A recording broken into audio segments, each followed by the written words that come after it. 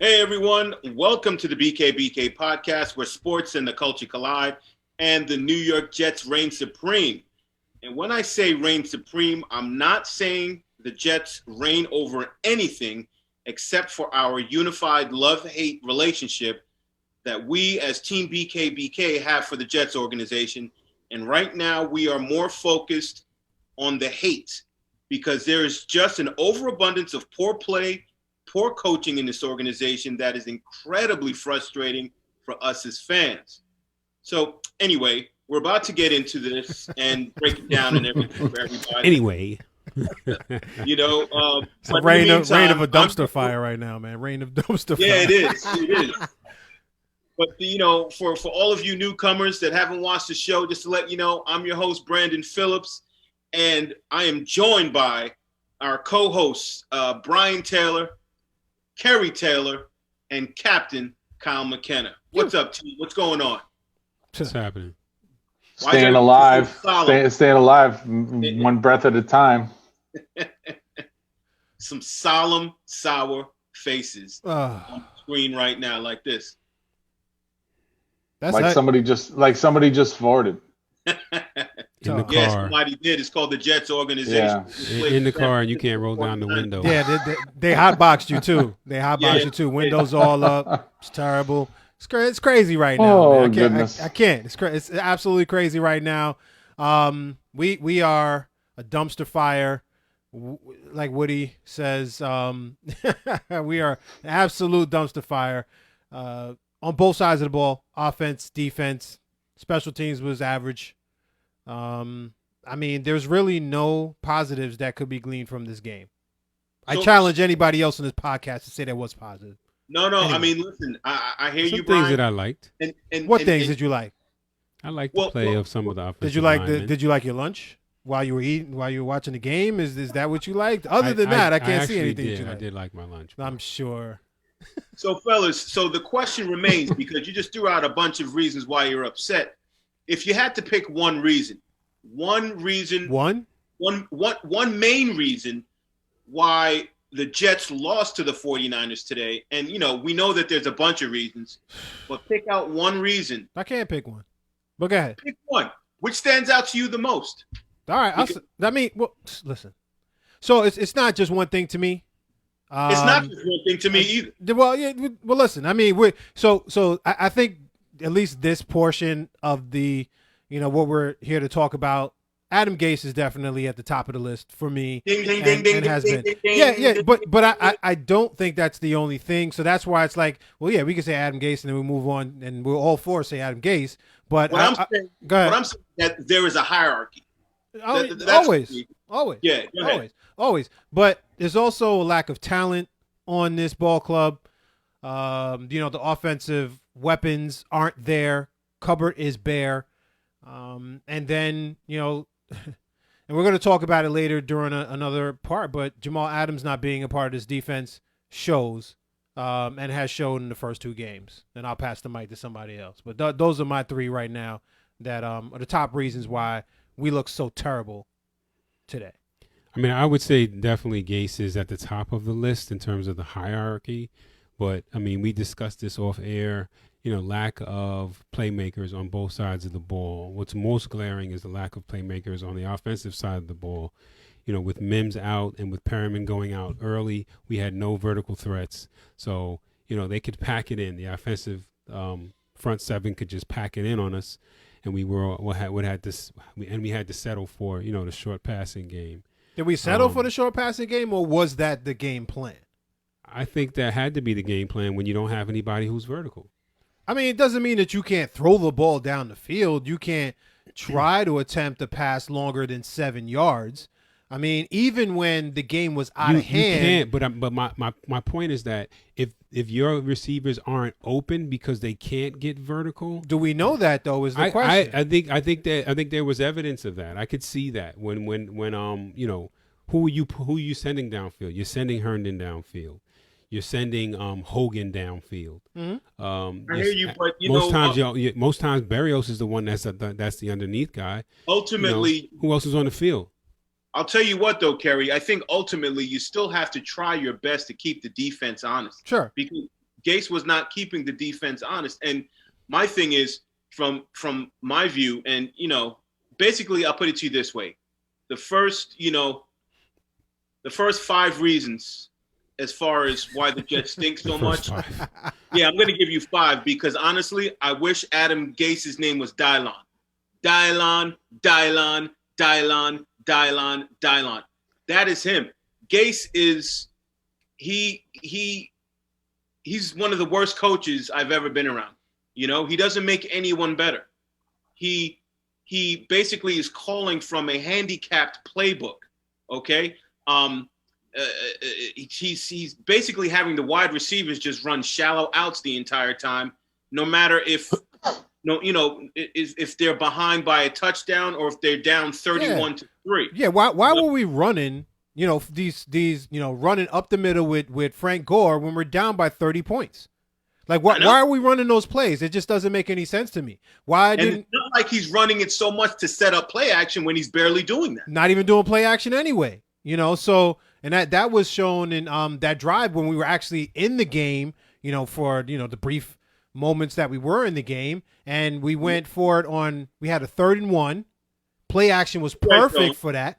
Perfect for that.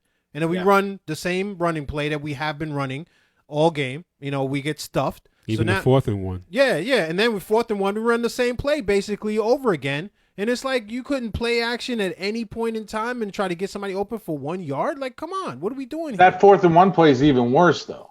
It is. And I'll tell you why. Because you take Frank Gore out, you put in Josh Adams. Yep. And you have Josh Adams on his first carry of the game run 4th and 1. Right. So, I'm sitting there and I'm like, talking to the person, Glenn, that I watched the game with and his son. And we're talking about, usually when you have a 3rd and 2 and you run for it and you don't get it, that's, momentum defense, not momentum offense. So, unless you have something really good up your sleeve, or a fullback or something like that, you're going to get that one tough yard. You do it. But what you don't do is give somebody their first carry of the game on 4th and 1. Nobody does that. You don't have to be a brilliant offensive mind to know that you don't give somebody their first carry of the game on 4th and 1 in a situation where you could have a 3 points or like a significant point turnaround and a momentum shift in the game. You don't put Josh Adams in the game. You don't even put LaMichael Pirine in the game, who looked kind of good on his scampers when he got the chance. But come on. What he's going to tell you is that Gore requested to come out because he ran the ball the last 3 times. So tell me nothing. My point would be I don't care. My point would be I don't care. And then don't run the ball. Do something else. Yeah. Play action. I'm not disagreeing with that. But all I'm saying is that whether he ran again with Frank Gore, whether he ran a QB sneak with Sam Darnold, Tom Brady did 100 million times with a hard count and then a QB sneak. Sure. What you don't do is give somebody a rookie running back or like a second-year running back his first carry of the game on 4th and 1. Totally agree. You don't do that. Totally agree. And that you can't blame that on anybody but the play caller. Yeah, and the person that's putting the personnel in the game. And just to add on, as far as the play calling is concerned, for the terrible play calls that were called, Darnold had a pretty accurate game. So it's something that you could potentially build off of if you kind of switch things up. You build the quarterback's confidence. He had a pretty accurate game. But then now why don't you expand a little bit and maybe try to win the football game? And Adam Gase just kept him just confined in running, like I keep saying, these shallow outs. No one really went deep. The deepest throw that I remember seeing was that throw when he was forced to be flushed out of the pocket, and then Berrios breaks off his route to try to help Darnold out, and then they ended up scoring. So there was a positive outcome there, but it wasn't from anything designed. Yeah. So, Gase, to me, he is a detriment to this football team, and it's on record for him just not being able to nurture and to produce quarterbacks that are producing good fruit. Look at the quarterback that went to the Titans. What's his name? I forget his name. But he's Tannehill. We've had this conversation 100 times. I know, and I don't think it's a good comparison at all. And I don't think it was. I don't think it was good when Greeny made it either on Get Up. I thought that a lot of the stats that he pulled out, while they were very good for the argument that he was making, they were a little bit skewed to the point that he was making also. And like Tannehill was out for full years when he was in Miami. So and then he's coming back off a full year injury in other years. So and he didn't have the running game except for 1 year where he was fairly successful that Tannehill had when he was in with Derrick Henry. I don't think that's a comparable at all. I understand why people make that comparison. But, well, then Kyle, I mean, like, it's not Tannehill isn't the only quarterback that he's worked with. Yeah, I know, but like when Greeny made his point, he said any offense that didn't have Peyton Manning in it. Well, he's only done 2 offenses, the Jets and the Dolphins, besides the one that Peyton Manning was in. Well, so but he had other quarterbacks, though. I'm not defending. He has not had a great quarterback yet, except for Peyton Manning. He's had an up and comer in Darnold, and he's had a decent quarterback in Tannehill, who only played the quarterback like 2 years before he was in the Dolphins system. So I understand why people make that argument, and I get it. We were texting earlier in the week, and I said to you guys how I really wish that Gase had good players there, so I could just hate him straight up, like you do, Brandon. So I could just say it's all his fault, because it would be so much easier for me if that was the case. But the case is that I knew going into this game that we played with, Chris Hogan wasn't signed in the beginning of the year. Berrios is our second string slot. Jeff Malone, come on. Jehu Chesson, did he play? I don't know. Who is he anyway? Who is he anyway? He was a guy that's been on our roster for a year. But it would be much easier if he did have those things. I hear you. I understand. I mean, all that being said, he made some really interesting calls today that I thought were terrible. And that 4th and 1 being one of them. So I'm agreeing with you, I guess. My thing, I'm not agreeing with you for the same reasons. I just think that we roster is bad, so we're not saying that it's not, but we for some reason come ill prepared to games, in seasons as well. So and as an entire ball club, which he owns the entire thing. So when we're talking about on the first play. The first offensive play for San Francisco goes for an 80-yard touchdown. And I know you're going to pull out the holding call and all, I get that as part of the reason why I went for 80 yards, but that wasn't the only play that could have gone for even more yards or just somebody taking a regular snap run to the house. I just feel like we just come ill prepared. We have a game plan. The only thing I can say is that he balanced out the game plan. It was 29 runs and it was 32 passes. But other than that, I don't feel like we could even evaluate Darnold today because he never challenged the defense. There were no plays called where you got to the second or third level of the defense as far as him actually challenging anybody. So Dinkin and Duncan is not going to tell you where we are. Perfect example as a team is the Jacksonville Jaguars. I mean, there are no all-stars on that team. They're running their second or third, string running back. We actually went for a touchdown. Looked better than any running back we threw out there today. Wide receivers are nothing that are going to scare anybody at the end of the day. But Minshew, this guy goes out there and looks like he could beat any team any day, right? And they lose by 3 points. So they lose by, by one score in both games that they played so far. And they don't have any talent. You can't say that they have a whole bunch of talent more than we do. Now, they have starters in there. I do agree that, right? So they have their starters in there, which I agree, but they're not getting blown out from the first play of the game. The game, right? Right. So let me give you my two my two reasons why I think they lost the game today, because I think it plays into what you're saying, Brian. Okay. From the first play of the game, you have two plays in the game that we give up on defense that equal 10 points right off the bat. Now, that toss sweep, the first play, 7 points. We're down 7-0 right away. Every replay showed Austin Davis get completely tackled. So I do think there was hold on it. It didn't get called, so it might as well have never happened. Right. But he is the force support on that play.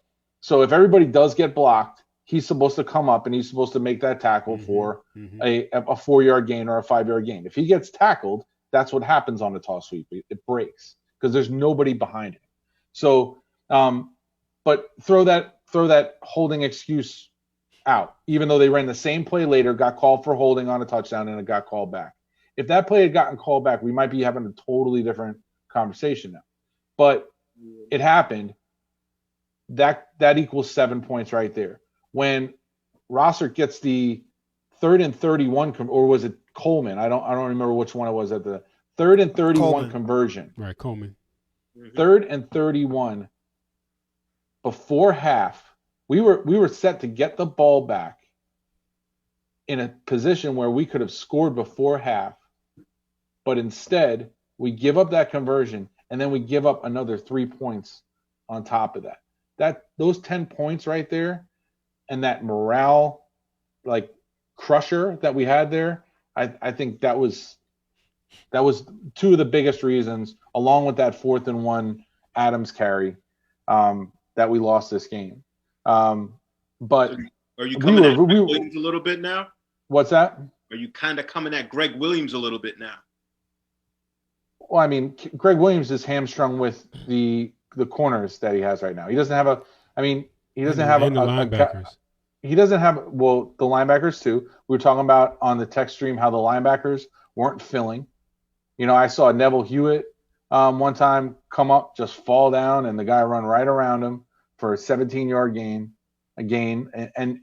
But when it comes to the corners, I mean, Bless Austin is a good story, right? He's a late round draft pick who's building himself into a starter.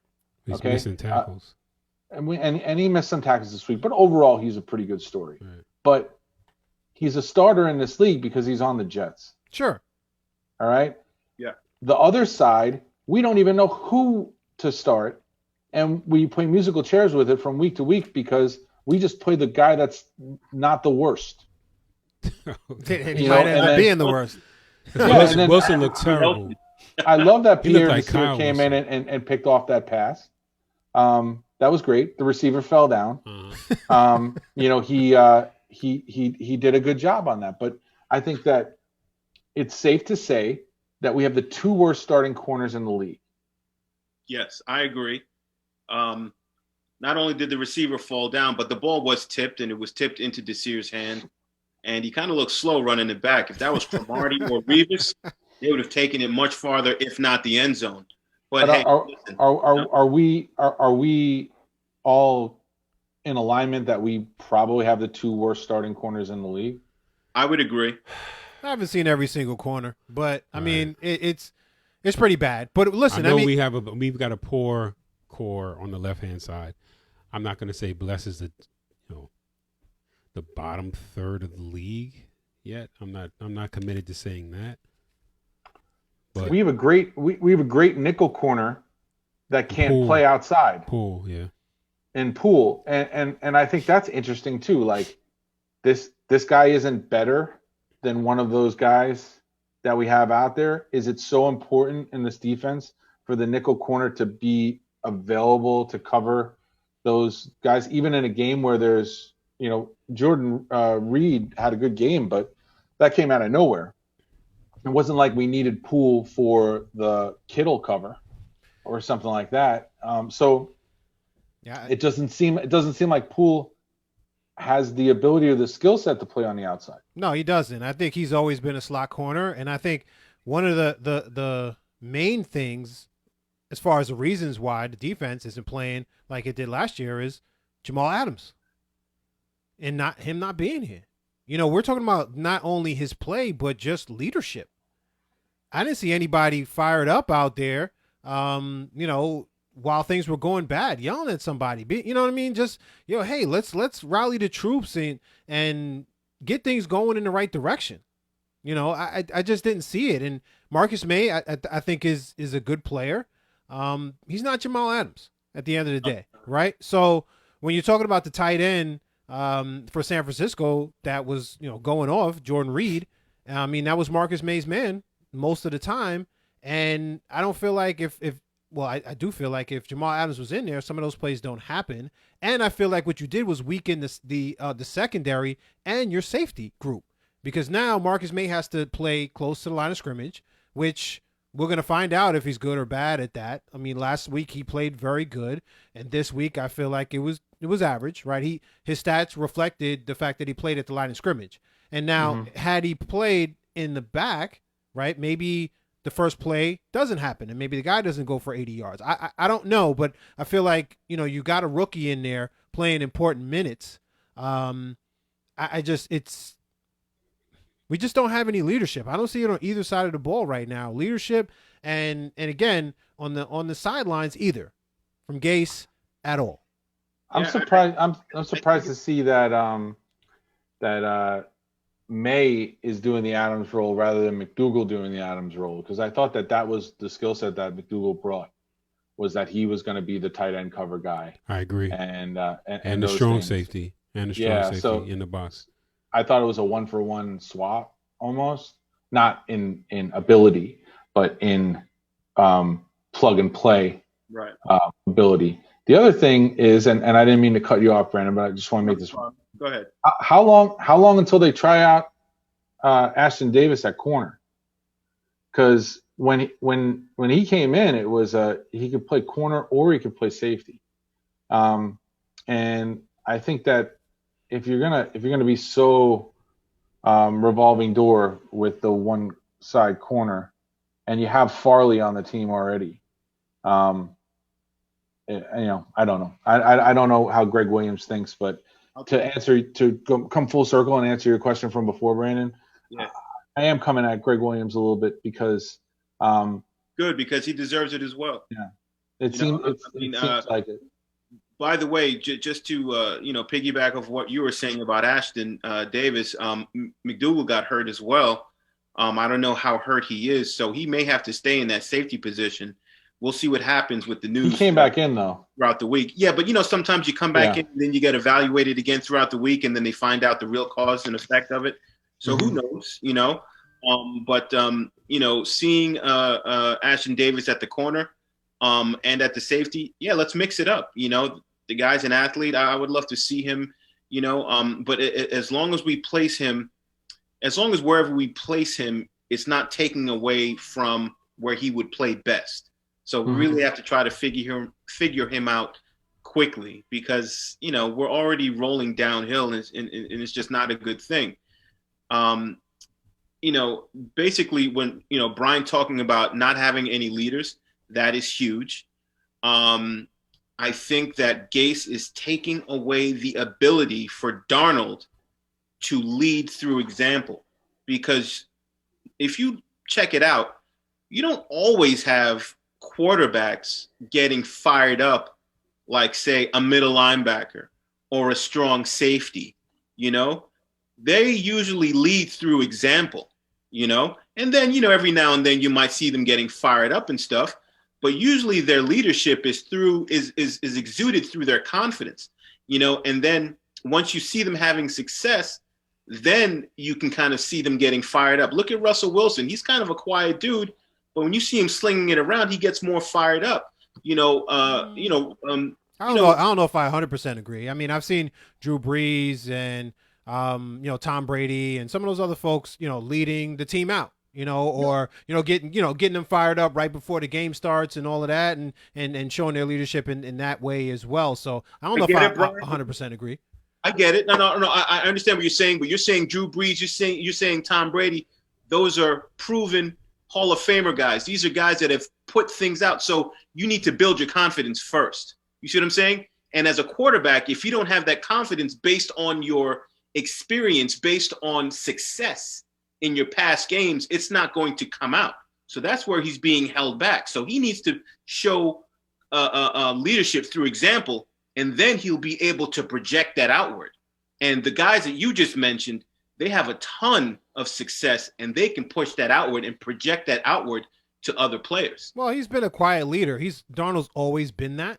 So, Yeah. and he's been known to be that. And they were talking about him commanding the huddle this year, which is a little bit different than last year. He's been like that quiet guy. Some people do come in and command the huddle from the first year. So, it's really the personality thing. I think it's a personality thing. If you can come in there and you have that, regardless of the last play, I just threw 3 interceptions, I can still come back and say, you know what, I have the confidence to lead us down and we're going to win this game. So, but again, you could be a quiet leader too. I just think at this point in time, maybe we need somebody to step up and be in that void. And I think Jamal Adams was that for the entire team. And you don't know what effect that was until until somebody's gone at the end of the day, right? Then you realize how much they impacted the game and the team. I'll put it to you this way. So you're talking about a vocal leader, and I'm not discounting what you're saying as if it has no purpose. It's fine, and I understand what you're saying. But my thing is, more importantly, it is about showing, basically, proving through example, proving through success, proving through what you're doing. Because look at Baker Mayfield. Let's just say that he was on our team, and we know that he is one of those players that's fired up and this and that and this and that. Would that be working with our team right now? No, I think it would be a detriment.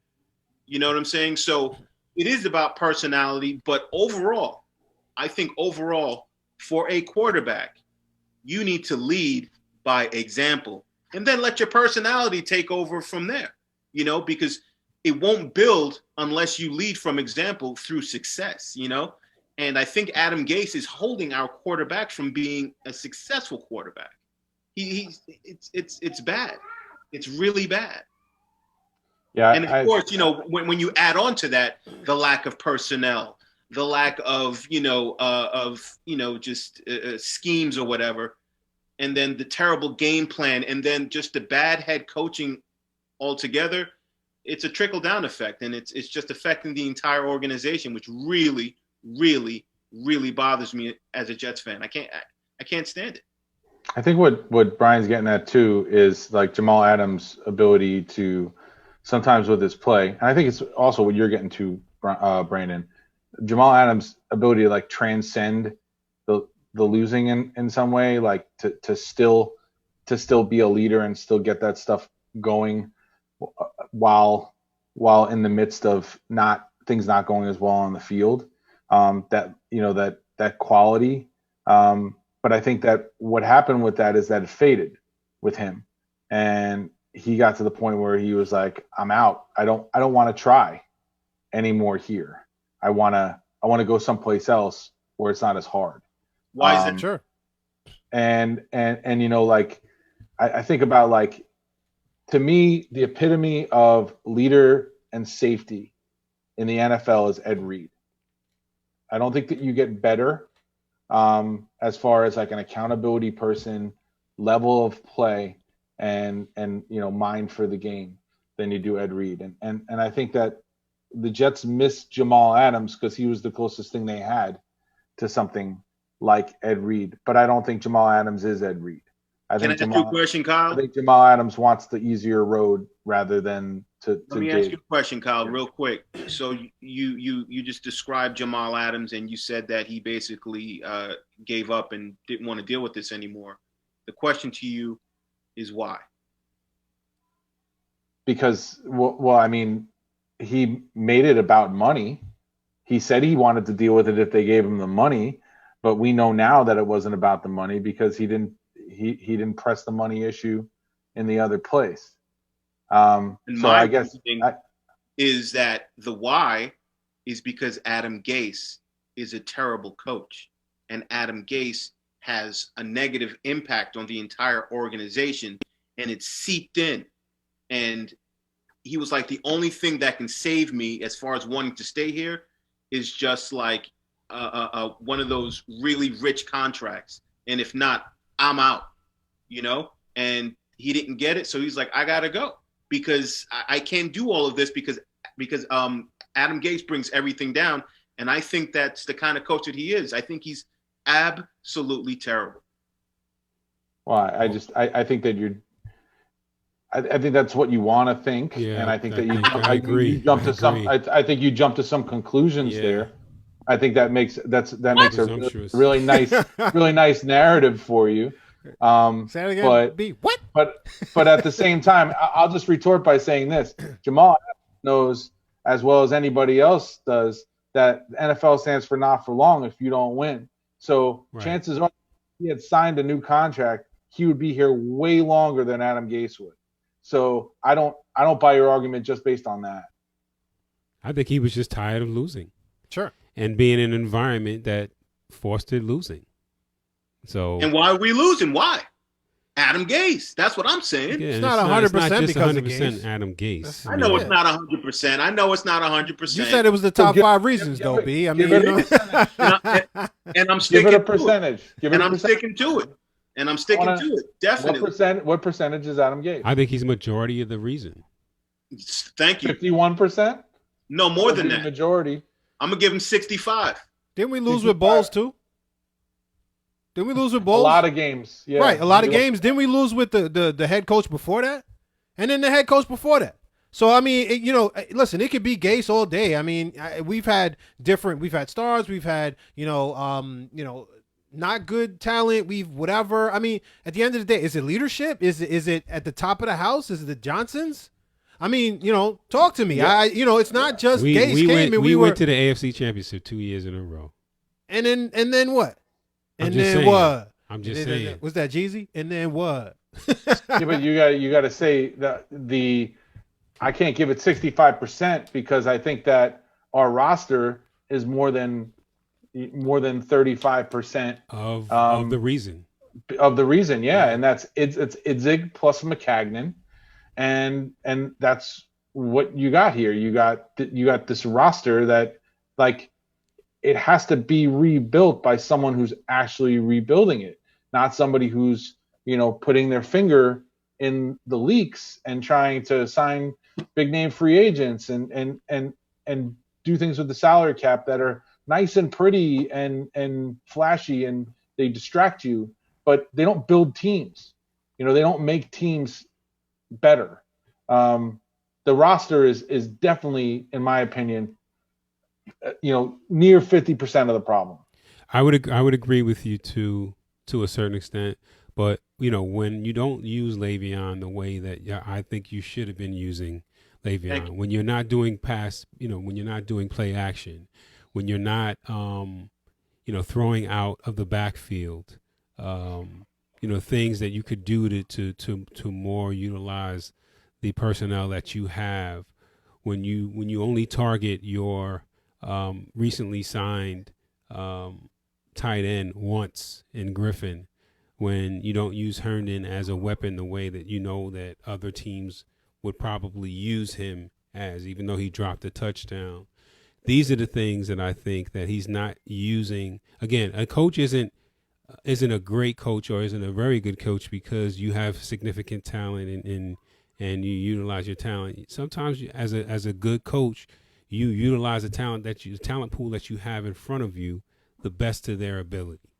And I just don't think Gase has done that. Well, listen, who hired Gase though? Chris Johnson. Yeah. Who called Gase brilliant this week? Chris Johnson. Well, we know that that's not the case. We know that's not true. Listen, I mean, if somebody's going to ask you the question, I'm not, and you feel like, and this person reports to you, and you don't want to throw him down the stairs, but you want to kind of, be like, he's okay. He's all right. I mean, he's got some opportunities, but he's a pretty good player. As the owner. I mean, why not? Jerry Jones says it all the time. I mean, so we're not going to use Jerry Jones as an example. But I hope we're not going to do that. You call the guy brilliant, bro. I mean, the leadership is the leadership structure a problem. But you can't knock down your you got to give your guy a vote of confidence. You're the one that endorsed him. You did to begin with. You did. So you can't kill him. You can't do that. Well.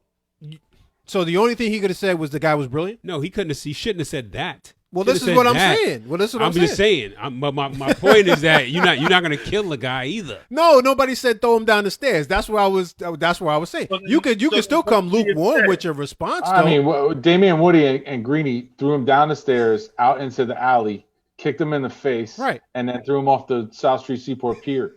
And there's nothing wrong with that. Well, I mean, Damian Woody was a Jet. So he has a vested interest in how the Jets do internally. Greeny is just like us. He's a fan. I don't knock Greeny at all for feeling the way that he does. I actually, it's co-commiseration.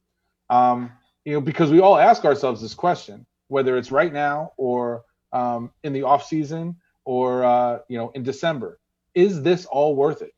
Is it worth it for us to waste our time watching this product on the field? Terrible product. Every day. Terrible. Every week. Do you mean the product of the NFL or the product of the Jets? You know what? I think it's a bigger conversation, and when if we're going to get into that conversation now, I think that you see a lack of acclimation with these truncated training camps and no hitting and no preseason games. And people are dropping like flies, and I think it's indicative of what we see. Like some of the teams have great offenses and poor defenses. Some of the teams have great defenses and poor offenses. Unfortunately, the Jets don't seem to have a good one of either right now. Or special teams. But what you're seeing in the league right now is these slow burn death games like the Buffalo game last week with the Jets and this game this week. I mean, I texted you guys right before they converted the 3rd and 31 with saying we could win this game because not because we're so good. wait. So did Brandon say I dislike that question? This statement. He disliked it. He disliked it in the text chain. That was funny. I did ask myself. I did not ask myself the question. What does that mean? That you dislike my enthusiasm or my hope? All of it. All of it. But that wasn't me reacting to how good the Jets were. It was me reacting to the fact that how bad a product is that we're watching. But that was the Jets' product. I mean, there were a lot of other games that were out there that were close games. But I think he was always also talking about the fact that they had 3 guys out. Kittle was out, and then they had 2 guys that went out that we game planned for specifically on the edges. Ford and Bosa, and we still look like trash. I mean, Ford, Bosa, and the end on the other side. They were missing their starting quarterback in the second half, and we still couldn't do anything. And the guy moved the ball. Right. You take the Dallas and Atlanta game. The over under in that game. I don't know what it was, but they scored like 80 points. Yeah.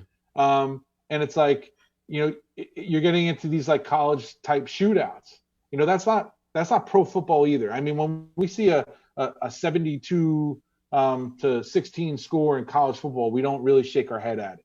When we see 59 or 50 points scored in an NFL game, that we say to ourselves, that team has a bad defense. So I think that overall, what we're seeing here is the lack of a preseason is not allowing people to evaluate marginal talent and to just go with guys that they either have a track record with or they have some sort of feeling about. Right. So everybody that's marginal on the Jets right now is somebody that passed the COVID protocol and is on their practice squad. Man. Right? And it's the same it's the same thing with the other teams too. Because you don't have the ability to just sign somebody and plug them in. Like Alec Ogletree, we could have played him last week. We could have used him last week, but he needed to clear COVID. And that's the only reason why he couldn't go on the roster. So, like the fourth quarter was Mullins versus the Jets, with a second string running back in, with people dropping like flies. And I just think that, especially if O-lines start to go down, like Dallas's O-line is going down, what you're going to start to see is poor O-lines or injured O-lines are going to lead to injured quarterbacks, and that's going to lead to a poor product on the field. Well, speaking of O-line going down, McGovern went down.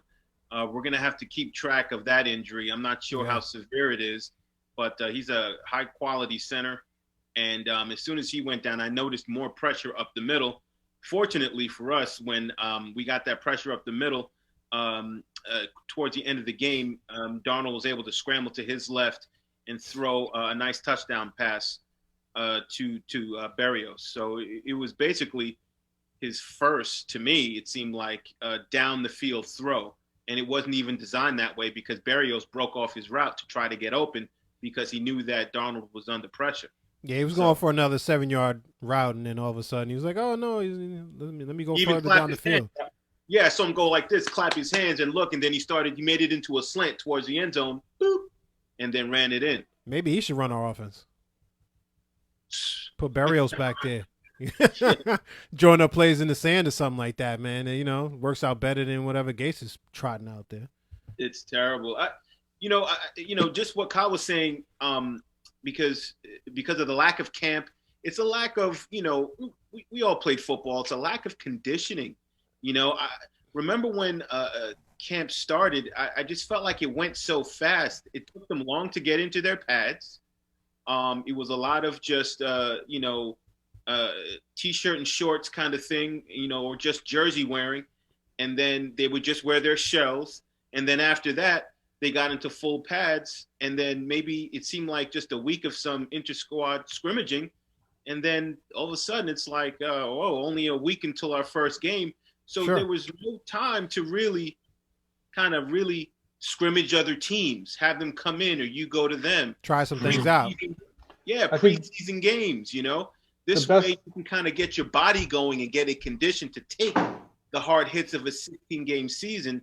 And we're seeing this right now. Like, this feels like camp to me right now with the amount of soft tissue injuries. Like, everybody's got a hamstring injury, throughout the NFL. A lot of Achilles injuries. Sure. And then during the game, look at Nick Bosa. He went down. Looks like an ACL to me. It looked bad. Or a meniscus, something like that, because it was like the middle of the knee. Right. Same thing with Solomon too. Yeah. Defensive lineman, and the quarterback with an ankle, and then a bunch of other people. And I'm not even naming the injuries that we had on our team, or that were already on IR. I think that the Hard Knocks really gave you a good look into how light training camp was. I mean, it was super light. I mean, if they spent 2 weeks just running around with masks on for walkthroughs, then maybe it looked like they didn't do more than 7 days with full pads on before they were getting to the point where they were going to go out and really compete. So I think you run the risk of two things happening in the season, and I don't know if anybody on the big media circuits have said this yet, but you still have the possibility of a COVID outbreak on one of these teams. Sure. And teams not being able to play full games because of it, like you've seen in baseball. But then you also have the run the risk of getting XFL type rosters out there for some teams. And then when you get like with the matching and equating, if you have one team that has an XFL roster and one team that has an NFL roster, people are gonna get hurt bad, especially people that tackle other people. If you got the XFL, NFL tweener roster guys trying to tackle Derrick Henry, that's not a good mix. And I don't think that I'm overplaying this thing. I said like certain people aren't on NFL rosters because they're not of the level of the rest of the people. And some people are on those rosters and then their level of play drops off and they're no longer there. So I think that a lot of these injuries are coming also from people's inability to really grasp what they're doing scheme wise. And they're thinking a lot about a pass pattern or a coverage or a something scheme wise, and they're not able to play fast and they're playing tentative, and you're getting people come up lame because of things like that too. So I think it bears watching NFL wide, not just with the Jets. Yeah, I mean, I'll tell you what. As far as salvaging this season, I think, and I heard one of the commentators mention this, and I was like, it's a really good idea. We need to find a way, and we have money, cap money.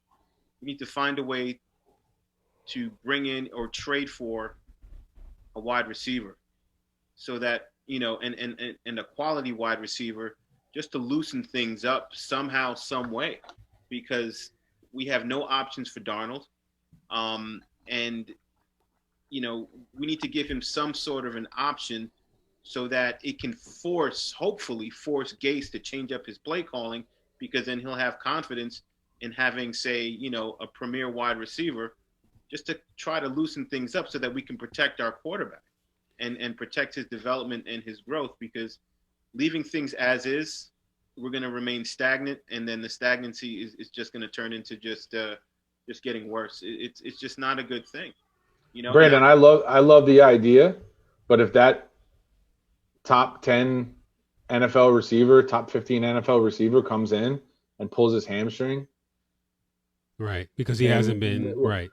We're in the same exact place that we were to begin with. Right. If we get Mims back and Perriman is it's a minor injury, and Crowder, in week 3 that Mims can come back off the IR? Is that what it is?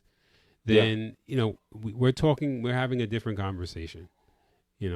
So I'm not giving up. I'm not giving up a second rounder for a guy that is going to share time with those 3 guys.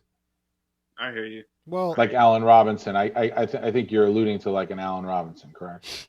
Yeah, something like that. But honestly, maybe I'm just getting desperate. Like, look at me. I'm just like, gee. Yeah, you're desperate. Yeah, you're desperate. Listen, we're all desperate. We have to start turning around this roster, though. I'm with Brandon, to be honest with you, and Douglas is not going to do it for all the reasons that involve the salary cap and some of those other things. Of all the reasons we want him here, pretty much. Yeah, I mean, and so he doesn't want to pull the trigger because he wants to be patient, and I definitely understand that. When I look at other people's roster, I see people that have been traded for talent, acquired talent through the draft as well, and put together a roster of just talented individuals. And so I just right now, we just don't have any of those people. We're selling. We're not buying. We're not buyers right now. We're sellers at this point in this process, and we have to be patient. We don't want to be patient. We don't want this coach to be here next year, and we want Douglas to be able to turn this thing around. But this is certainly painful right now. This process is just absolutely painful. Nobody's coming through the door right now. We're not going to trade for anybody.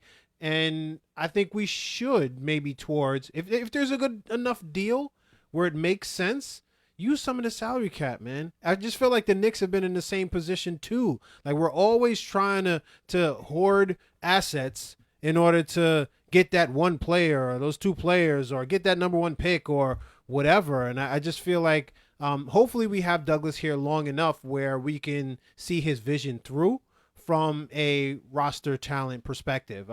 It's just certainly painful right now to watch, especially with a coach that isn't able to coach people up to the point where they outperform what they would normally do. The most painful thing for you is going to be that when Adam Gase is the coach again next year. Oh my goodness. Oh, listen. All right. Hey, listen. I got to change my mood up. Grim Reaper. Wow. That was terrible, Kyle. Yeah. Was it dishonest though? Was it? I mean, I hope it's dishonest. I hope it's dishonest. I hope you're absolutely, positively wrong. Because if you are correct, my God, I'm on the Bieniemy bandwagon at this point. I was on the Bieniemy bandwagon before we even hired Gase. So. I mean, so was I. But I mean, after they hired Gase, I had to get off of it because I just felt like he was going to get scooped up by somebody else. But, I'm back on it mid-season. All right, man. Let's run the music. Yeah. What's that song? Liar. Henry Rollins. Yeah. You're a liar. I haven't.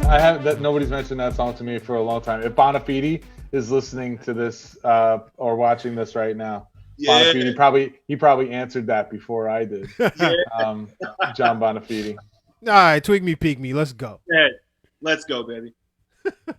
The music is already done, man. So let's talk about Go it. ahead, All right, Brandon. Who's first? I'm gonna go first because Oh, you gonna take somebody's thunder? no, I'm not gonna. Well, No. It might step on yours a little, Kerry, but I'm going a little differently though. Okay. But you know what, Kyle, since you're taking it first, why don't you explain to the public what Tweak Me, Peek Me is then, and then roll right into it.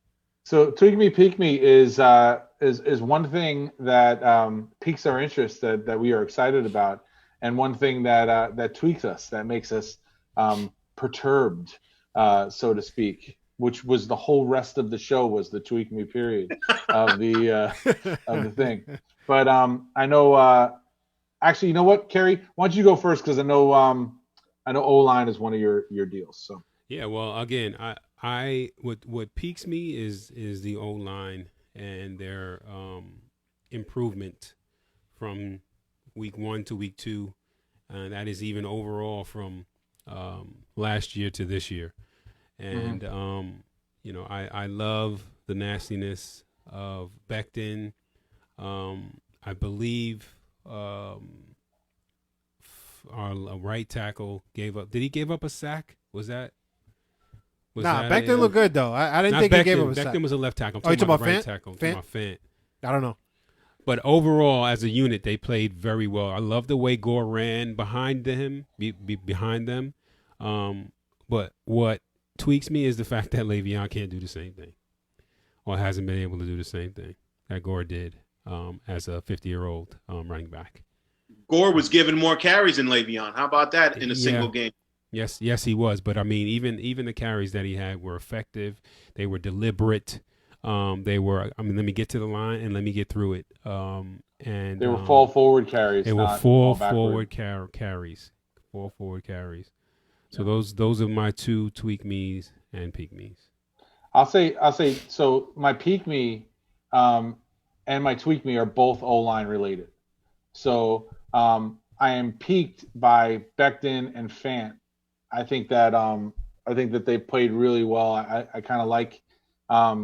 There's a couple times where I was like, "What? Who is Becton yelling at?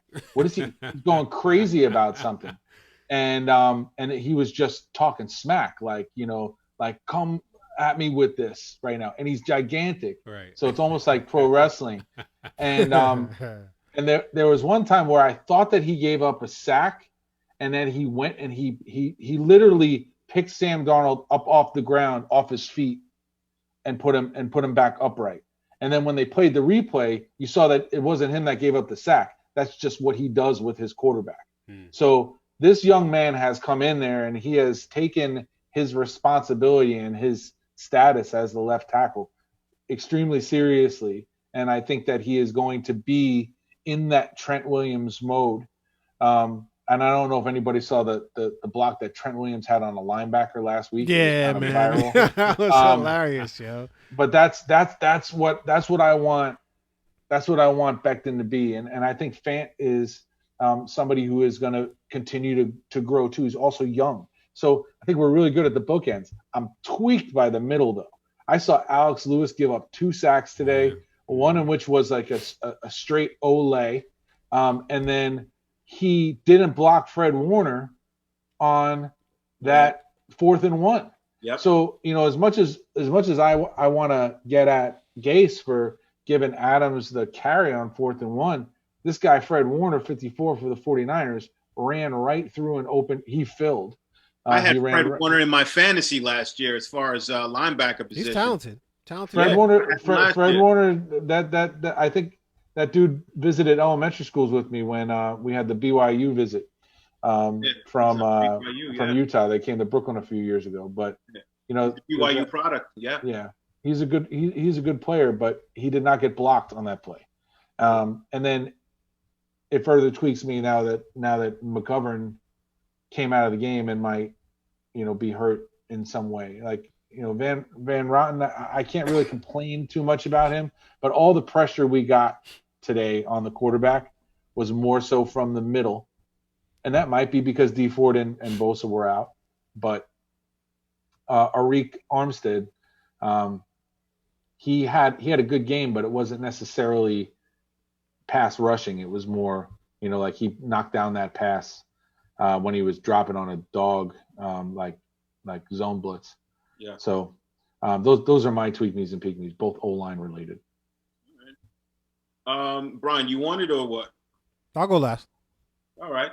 So we're talking linemen, so I'm going to go with actually the other side of the ball on the defensive line. And for the Jets, this guy was the best player out of any Jets player all day today. Quinnen Williams. Quinnen Williams, our number 3 draft pick from 2019, really came into his own today. Clearly had his best game of the season.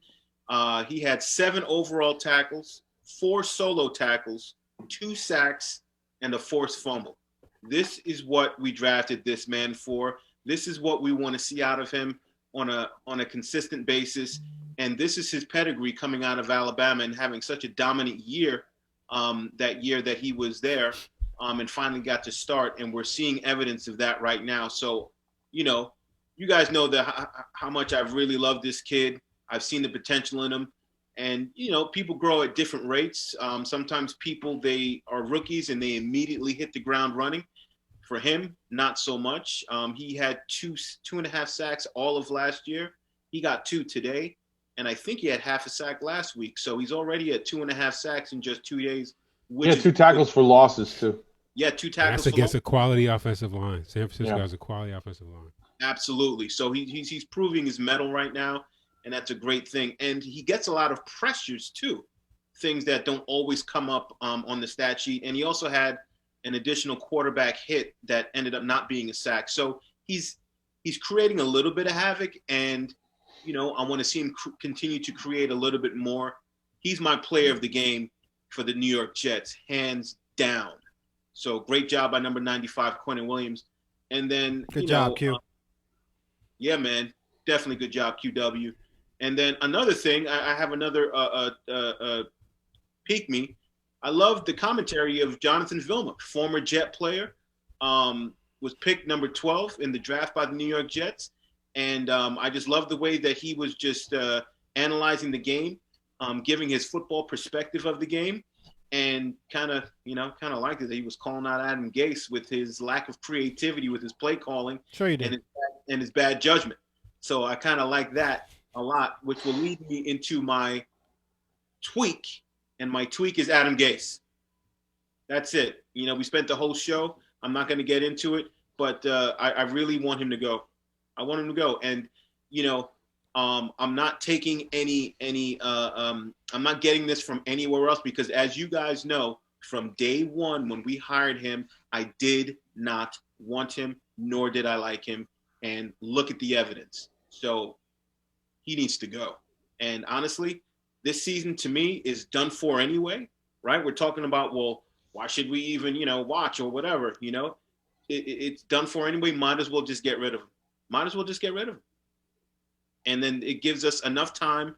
We put an interim coach and it gives our general manager enough time to really just, just sift through the options that are out there and make a great decision and bring in someone that's great for the franchise. But we'll see what happens. I don't know. It's all you, B. Oh boy. So my tweak is that we are by far the worst team in the NFL. By far. And it's not even close. And so the games themselves have become unwatchable. And it's hard to really glean anything positive from the games that we do watch.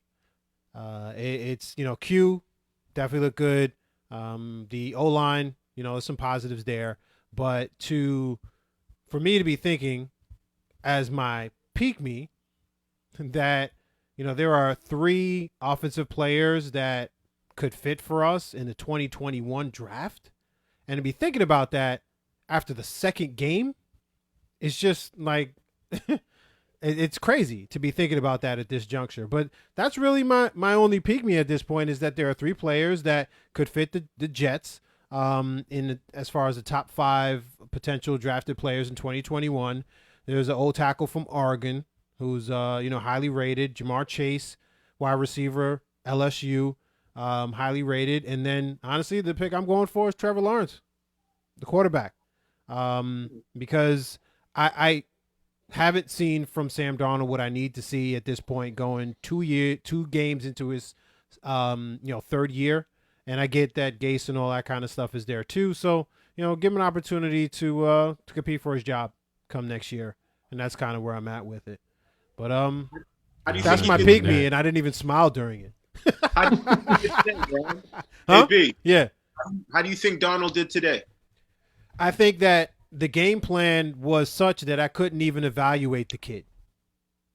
To be honest with you, I just couldn't evaluate him. I mean, I think what he was asked to do, I think all 32 starting quarterbacks could have done.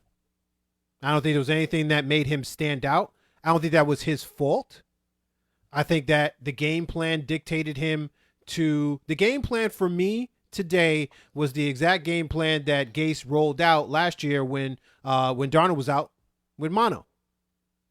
So now you're talking about Trevor Siemian and some of these other folks that were out there that had no business being out there because we didn't really have a capable backup quarterback. So we had a very conservative game plan. That's what we rolled out today, and that doesn't really let me evaluate Darnold. He looked bad in game 1.